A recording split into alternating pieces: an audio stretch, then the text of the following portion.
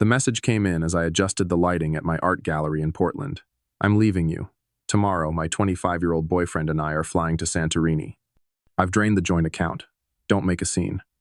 That was 12 years of marriage, ended by a 4-sentence text. My fingers didn't tremble. My voice didn't crack as I welcomed a collector interested in a watercolor piece near the window. The only visible sign that my 40-year-old wife had detonated our life together? A sharp twitch beneath my left eye. My name is Thomas, I'm 43, and I just got emotionally executed via iMessage. While Ava probably giggled in some overpriced spa, picturing me sobbing in our shared apartment, I observed the financial, emotional, and logistical pieces falling into place. Because this betrayal wasn't a surprise, it was the grand finale I'd seen coming. And unlike her, I never play without a backup plan, especially not when the stakes are everything. The truth is, I saw it coming. Not all at once, but in fragments, whispers beneath the surface. The late strategy meetings never matched her calendar. The gym clothes she never actually sweated in. There was a flurry of Uber receipts to neighborhoods we didn't know anyone in. For the past 6 months, I've been watching Ava unravel our marriage, one lie at a time, smiling as she did it, like a magician distracting the audience while pocketing the silverware. I wasn't sleeping much. I wasn't eating right, but I was documenting everything. 2 months ago, when she slipped up and left her laptop open, I found an invoice from a luxury resort in Santorini, dated the exact night she claimed to be at a late-night charity auction. That same evening, I opened a private checking account under my LLC, quietly, legally, thoroughly. I began siphoning my income, digital assets, and side commissions into that new account. Then, when Ava casually suggested merging our finances to make things easier, I agreed with a smile that didn't reach my eyes. By the time she drained what she thought was everything, I'd already restructured nearly 80% of our net worth under separate legal umbrellas. I wasn't naive. I was waiting for the moment she'd try to bury me, because I knew she would. And when she did, I'd already stood on solid ground, while she mistook the sand beneath her feet for safety. The following message hit harder than the first. We leave at 6 a.m. Don't try to stop us. I'll send my things once we're settled. Tell your lawyer not to bother. Her confidence practically dripped off the screen. Ava wasn't running away, she thought she was ascending. With Julian, 25, a tattooed freelance videographer who sold NFTs and referred to himself as nomadic. I remembered him from her gallery show last spring, flashing teeth and ambition like a currency. I didn't respond.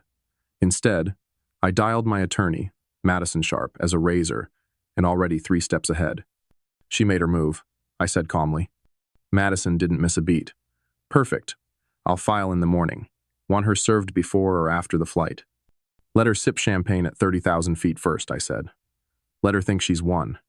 That night, while Ava packed bikinis into monogrammed luggage, I emailed Madison the last 6 months of bank statements, screenshots of flirty texts, and 3 separate hotel invoices billed under a burner card. Ava thought I hadn't found. I wasn't angry. I was ready. By sunrise, I had already revoked her authorization on all shared accounts. The joint card she used to book their Santorini suite? Canceled. Flights? Flagged for fraud. I even contacted the boutique travel concierge she'd used and reported a data breach. She thought she'd burned the bridge behind her. What she didn't realize was that I built the damn bridge and had already bought the land on the other side. At exactly 7:12 a.m., I received another gem from Ava. Hope you're not too bitter. I figured you'd be fine. You still have your little gallery, after all. I'll text when I need the rest of my clothes. XO. Her arrogance was Olympic level. But what truly made me laugh out loud was the phrase, your little gallery. The same gallery that brought in triple the income of her curated consulting gigs.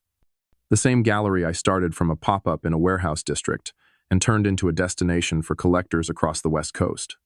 She had no idea how much of it she had never touched legally, financially, structurally.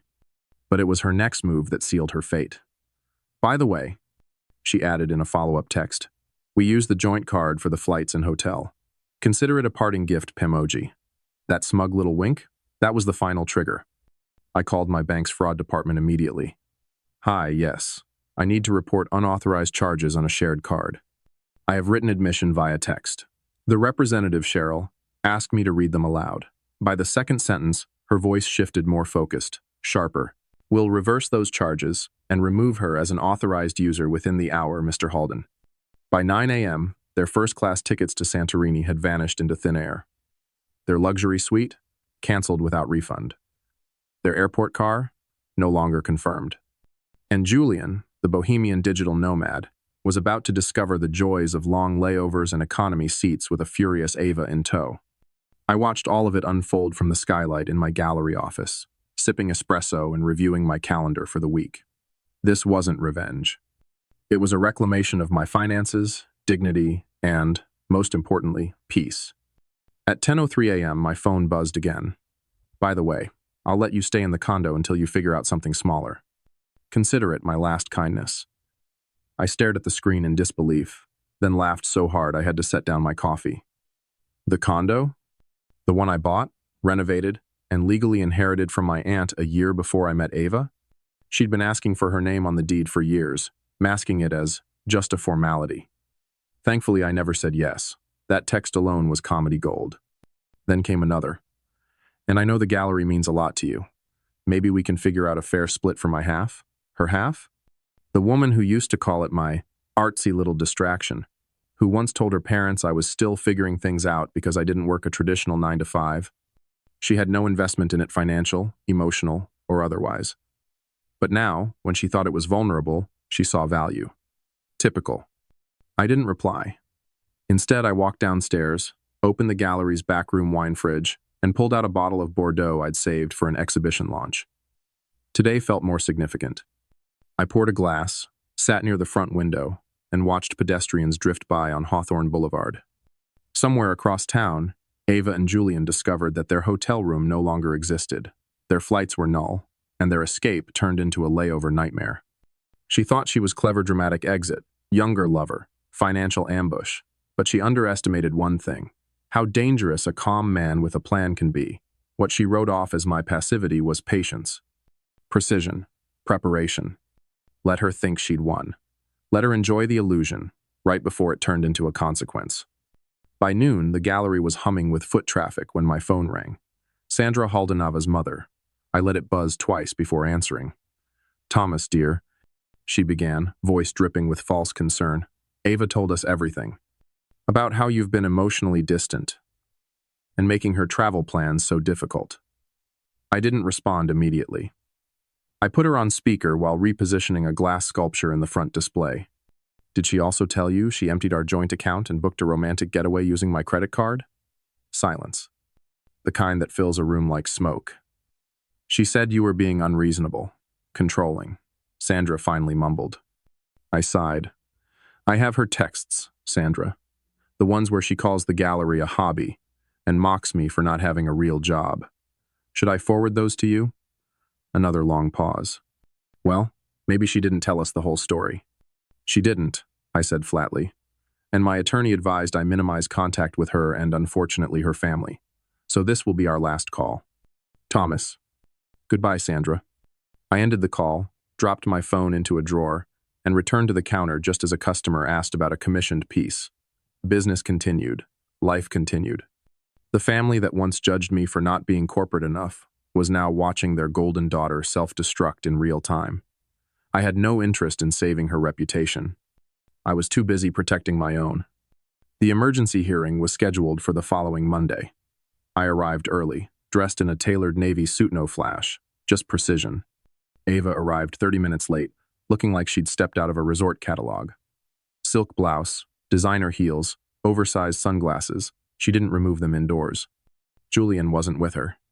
Maybe he realized this wasn't a tropical honeymoon anymore, it was war. My attorney, Madison, was already seated and unbothered. Organized, lethal, composed. She opened her leather folder and nodded. "Today is cleanup. Let's make it surgical." Ava's lawyer, clearly last minute and visibly underprepared inside the courtroom, opened with a bold, misguided angle. "My client acknowledges some emotionally charged decisions were made, but Mr. Halden's retaliatory financial conduct has been excessive." Madison didn't even flinch. "Your Honor," she said crisply, "what Mr. Halden did was protect himself.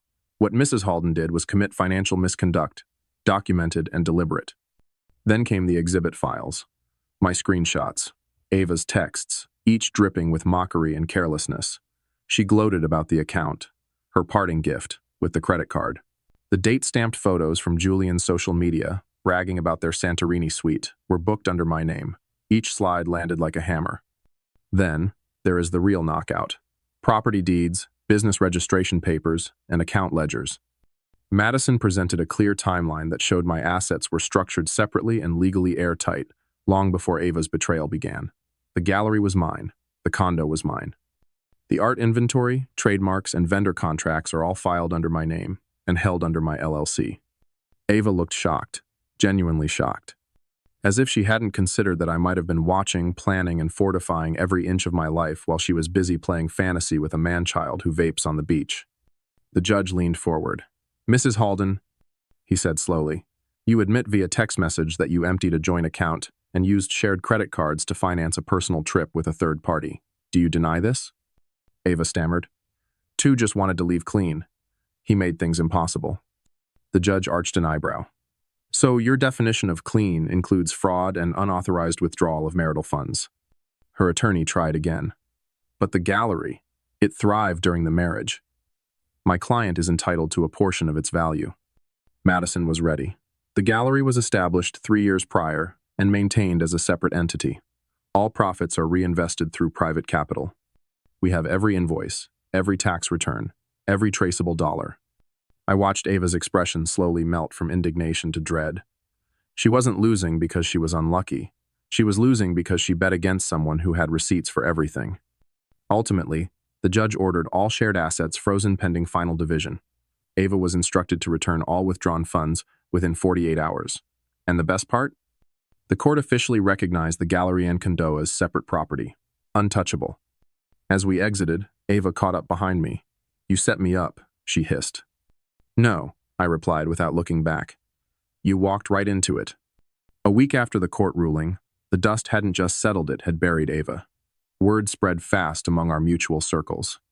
Her carefully curated image worldly, poised, self-made unraveled like cheap silk in the rain. According to mutual acquaintances, she and Julian had returned to Portland and were now living in a friend's spare room while figuring things out. Translation: no credit, no cash, no condo. Meanwhile, I was back at the gallery, curating a new collection themed around resilience. Subtle, I know. Julian's freelance work dried up when his name got tangled with Ava's financial scandal. No one wanted to work with a guy who flaunted luxury trips funded by stolen marital assets. One artist publicly called him out during a panel. "If you can't fund your escape, maybe you're not ready for freedom." Brutal. Beautiful. Ava tried to do damage control. She launched a half-baked podcast about reinventing yourself after toxic love. But it barely lasted 4 episodes. No one wants advice from someone who got publicly outmaneuvered in court, especially not while she's couch surfing. Her family, once smugly distant, had gone radio silent. Even her mother, Sandra, who once told me Ava was just passionate, not impulsive, sent me an apology card with a pressed flower and no return address. I kept it. I taped it to my desk drawer as a reminder. Sometimes even the enablers wake up just too late to help. Professionally, things exploded in the best way. A write-up in a local arts magazine called my story, a masterclass in emotional discipline and legal preparedness. The gallery saw a spike in visitors. Customers came not just for the art, but for the story behind it. I became the guy who didn't crumble. The guy who played the long game. The guy who beat betrayal without breaking a sweat or a single law. On the other hand, Ava made one last pathetic attempt to claw back control. She filed a motion to revisit the financial division, claiming emotional distress had clouded her judgment during the hearing. My attorney, Madison, didn't even bother calling me. She just forwarded the judge's ruling. Denied. Frivolous. Costs are assigned to the petitioner. It was poetic. Ava now owed the court money just for trying to rewrite the ending. The final blow? Julian was gone. He packed up in the middle of the night, moved to LA, and started dating someone closer to his age, who was less connected to court documents. Ava posted a photo of herself alone on a hiking trail with the caption, "Starting over." The comments were brutal. One read, "Should have started with self-awareness."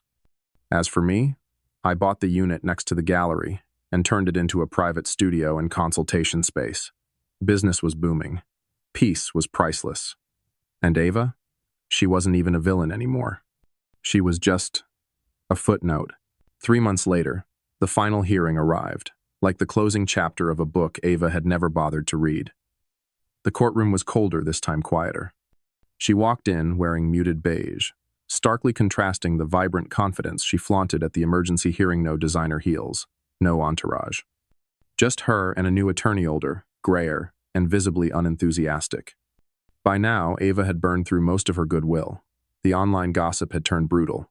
Her failed podcast leaked texts, and Julian's vanishing act painted a picture of someone unraveling. She wasn't feared anymore. She was pitied. That, somehow, felt worse. The hearing began with her attorney making one final desperate pitch. Despite the business being registered in Mr. Halden's name, we believe Mrs. Halden is entitled to a share of its post-marital growth due to her moral support and emotional labor during their relationship. Madison nearly laughed. Moral support? Let's define that. Was it calling the gallery a hobby, mocking the hours he worked? Or perhaps using shared funds to finance a romantic getaway with another man? She slid forward a set of printed screenshots, Ava's texts, captioned photos, the now infamous parting gift message. We're not dealing in theory here, Your Honor. We have receipts. The judge didn't even look amused. Mrs. Halden, he said evenly, do you have any documentation, financial, legal, or otherwise, that connects you to the gallery's creation, funding, or maintenance? Ava stammered. No, Buth used my feedback. I helped with some of the launch parties. Thank you, the judge replied, already scribbling notes. That's sufficient. The silence in the room was thunderous, the kind of silence that only follows when someone finally realizes the fight is over and they've lost. I didn't smile. I didn't flinch. I folded my hands and let the moment pass. The final ruling was swift. All my businesses, trademarks, and associated properties were officially recognized as separate, untouchable assets. Ava was granted none of it. The joint account? She had 14 days to repay what she withdrew. Failure to comply would result in asset garnishment and wage withholding. She blinked hard at that part. After the session, she approached me in the hallway, standing inches from the courtroom door, like it might save her. You always wanted to punish me, didn't you? She whispered. I looked at her not with hate or triumph, but with clarity. No, Ava. I wanted to protect myself. You just gave me a reason to make it legal. She opened her mouth, but nothing came out. Just the flicker of realization in her eyes that there were no resets, no new narratives to spin this time, just consequences. And as I walked away, past her and into the sunlit corridor, I felt it not vindication, not revenge, but freedom, the kind you only earn after surviving someone who thought you'd never rise without them. 6 months after the final ruling, the gallery wasn't just surviving, it was thriving. The foot traffic had doubled. My private commissions list was booked 6 months out. The name Thomas Halden began to circulate not just among regional artists, but also on national mailing lists and curatorial panels. People weren't just buying my work. They were buying the story a man betrayed, underestimated, and reborn in the fire his ex-wife thought would destroy him. I had expanded into the unit next door, turned it into a minimalist, members-only showroom that hosted exclusive preview nights and quiet studio sessions. The irony wasn't lost on me. The woman who once scoffed at my little art hobby now passed my storefront every week on her way to a co-working space she could barely afford. What made it even more poetic? I never had to raise my voice. I never had to post online rants or clapback videos. I built, I grew, I evolved. And that, it turned out, was the loudest form of revenge anyone could orchestrate. I'd hear whispers from mutual acquaintances. Ava had tried to get back into the consulting space, but no one wanted to touch her nomino after the public meltdown, the court records, and the screenshots that went semi-viral in creative entrepreneur forums. Her brief stint as a relationship coach failed before it began. You can't guide people through healing when you're the cautionary tale. Meanwhile, my inbox was filled with speaking requests. Business podcasts, creative panels, and even a women-led entrepreneurship conference invited me to speak not about divorce, but about structure, resilience, and the quiet power of protecting what you've built. At one of those conferences, a young woman asked during the Q&A, "How did you keep your personal life from destroying your professional one?" I didn't hesitate. "I didn't separate them by accident," I said. "I separated them by design. Protection isn't paranoia, it's planning." That answer was shared thousands of times. I started getting DMs from men and women alike, young entrepreneurs, thanking me for reminding them they can set legal and financial boundaries without shame. By the time Ava resurfaced again in my life, It was nearly a year to the day since the "I'm leaving you" text. I was hosting a private launch party for my third gallery location, this one in Denver, curated around themes of transformation. The guest list was tight. The press was present. And somehow, she walked in. She looked smaller. Not physically, but emotionally. Like someone who had spent the past year swimming upstream but still hadn't found land. She kept her coat on, arms crossed like a barrier, eyes scanning the room too quickly. I was talking with a journalist from Modern Form when I noticed her standing near the refreshments table, nervously toying with a wine glass. I excused myself and approached not out of curiosity, but out of closure. "Didn't expect to see you here," I said calmly. "I didn't come to cause trouble," she replied. "I heard about the launch. I guess I just wanted to see for myself." She looked around. The gallery was bathed in warm light. Original pieces lined the walls. There was a wait list to view certain rooms. She took a breath. "You built this," she said quietly, "without me." "No," I corrected her. "I built this while you were busy planning your escape." Her face twitched, but she didn't argue. "I wanted to apologize," she murmured, "for everything, for the way I left, for underestimating you." I nodded. "You don't owe me an apology. You owe yourself a reckoning." She didn't stay long. She left before the speeches, before the champagne toast, before the reporter from Form called my comeback, an art world case study in turning heartbreak into an empire. But that brief encounter stuck with Minot, because it brought pain, but because it reminded me how far I'd come. Ava wasn't my enemy anymore. She was just a memory of who I used to trust too quickly, and that chapter was closed. In the months that followed, the gallery brand expanded. I signed a licensing deal with a design firm that turned my original textures into high-end wallpaper patterns. One of my mixed media sculptures was acquired by a museum in Chicago. I hired a full-time business manager, a brand strategist, and a small legal team. We restructured the business under a new parent company, Halden and Form. Every time someone told me I was lucky, I smiled politely. But luck had nothing to do with it. This was years of quiet preparation. Years of discipline, Ava once called obsessive. Years of keeping receipts not out of spite, but out of self-respect. One night, I sat alone in my home office, scrolling through archived emails. I found the original message she'd sent just before flying off with Julian. "I've drained the account. You'll land on your feet. Or not. Doesn't matter anymore." I didn't cry. I didn't rage. I hit print, framed it. That frame now hangs in my office, beside the first check I received after launching the Denver gallery. Above them both, a simple plaque reads, "The best revenge is building something no one can take from you." As the second anniversary of my divorce approached, I didn't mark it with sadness. I marked it with something far more power-fuel impact. I launched a mentorship program for young creatives, focused on helping them build legally sound businesses, protect intellectual property, and maintain control of their vision. No one teaches you how to be resilient until you've been wrecked, so I decided to teach. The first cohort had 40 students. Within 2 months, we had a wait list of 200. And Ava? The last I heard, she was working part-time for a marketing firm that had once tried to buy ad space at my gallery. I had declined at the time, not because of her. I don't know if she's happy just because they didn't align with the brand. I don't need to know. Because I am. And that's the part no one talks about the after. Not just surviving betrayal, but thriving despite it. Not just building walls, but also creating something beautiful behind them. Something strong. Something lasting. So, if you're watching this and wondering if you can rebuild it, yes, you can. If you're wondering if it's worth holding your ground while someone else underestimates you, it is. And if you're wondering what happens after someone tries to write you out of your own story, you pick up the pen and you write the best chapter yet. It's been 5 years. It had been 5 years since Ava sent that text, the one she thought would shatter me. 5 years later, she emptied our joint account with a digital smirk and walked into a fantasy with someone who wore cargo pants to cocktail events.